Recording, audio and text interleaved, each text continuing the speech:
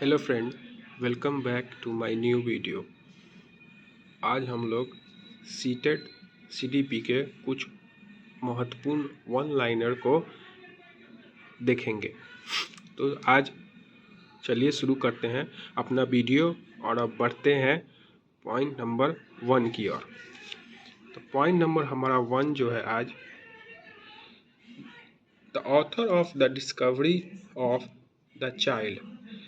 ये जो बुक है the discovery of the child, ये किसके द्वारा लिखी गई है? तो इसका जवाब है Maria Montessori.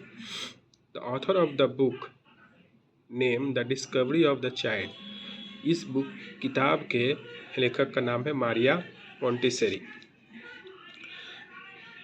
Second point, who developed the theory of multiple intelligence. Who developed the theory of multiple intelligence. ये थ्योरी किसके द्वारा दिया गया था? तो ये थ्योरी जो है वो दिया गया था होवार्ड गार्डनर के थ्रू। कौन दिया था the theory of multiple intelligence? Howard Gardner. अब आते हैं तीसरे पॉइंट की ओर। Who give the theory of triarchic intelligence. कौन कौन जो है वो त्रिएचिक इंटेलिजेंस का थ्योरी दिया था? तो इसका जवाब है रॉबर्ट स्टर्नबर्ग। त्रिएचिक इंटेलिजेंस की जो थ्योरी है, जो सिद्धांत है, वो दिया गया था रॉबर्ट स्टर्नबर्ग के द्वारा। अब बढ़ते हैं चौथे पॉइंट की ओर।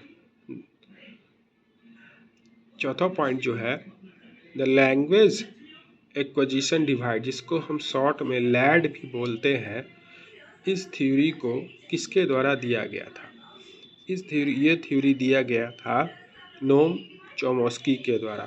द लैंग्वेज एक्विजिशन डिवाइस, जिसको कि हम लोग शॉर्ट में लैड भी बोलते हैं। अब बढ़ते हैं अपने पांचवें पॉइंट की ओर। हमारा जो पांचवा पॉइंट है वो द सोशल डेवलपमेंट थ्योरी।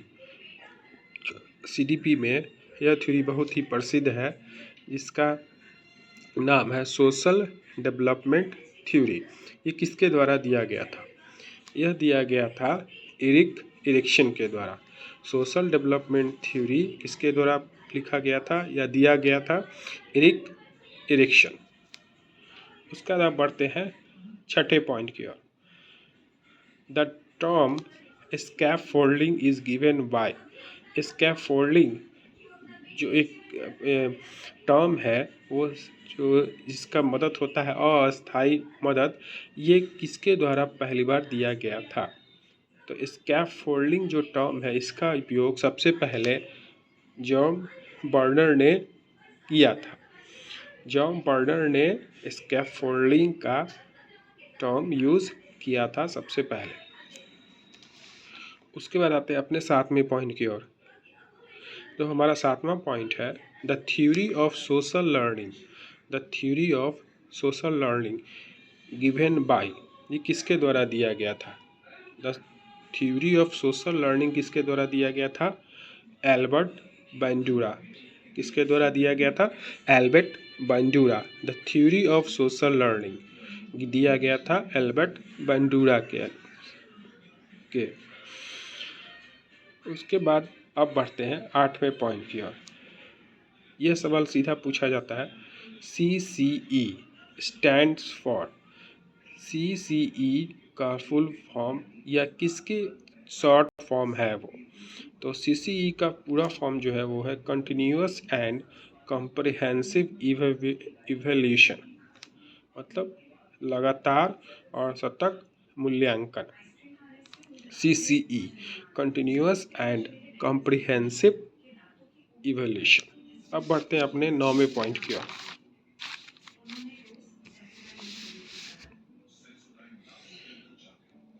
नौवां पॉइंट, जो हमारा 9वां पॉइंट है the best method to teach value is. किसी भी व्यक्ति को या बच्चे को नैतिकता सिखाने का सबसे बेस्ट मेथड क्या है? बाय एग्जाम्पल, मतलब करके दिखा के। तो खुद अपने आप के द्वारा एग्जाम्पल सेट करके ही दूसरे को नैतिकता सिखाई जा सकती है। 10वां point, the aim of education according to Mahatma Gandhi ji. The aim of education according to Gandhi ji के अनुसार शिक्षा का मतलब क्या था? गांधी जी के अनुसार शिक्षा का मतलब था स्वर्णिम सर्वांगीण विकास, मतलब ओवरऑल डेवलपमेंट। अब बढ़ते हैं अपने 11वें पॉइंट की ओर।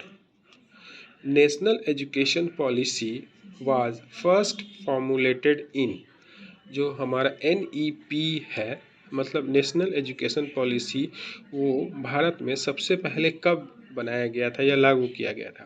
तो ये किया गया था 1968 में, 1968 में। अब बढ़ते हैं अपने 12वें पॉइंट के अनुसार। The maximum brain development of a child occurs up to the age of, बोलता है इसमें कि बच्चे का ब्रेन मैक्सिमम कब तक डेवलप कर जाता है, किस साल तक?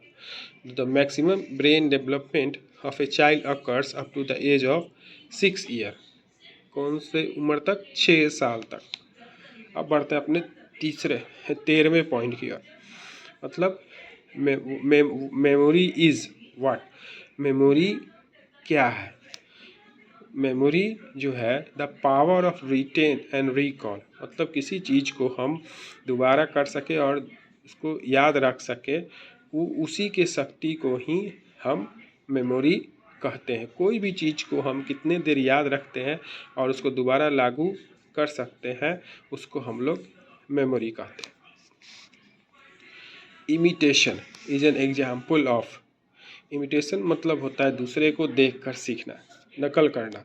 तो इमिटेशन मेथड जो है किसका एग्जाम्पल है? हमारे सोशल लर्निंग का। सोशल मतलब सामाजिक अधिगम। धन्यवाद सभी को, और अगर वीडियो आपको अगर अच्छा लगा हो तो कृपया लाइक और सब्सक्राइब कर देंगे। धन्यवाद फिर से।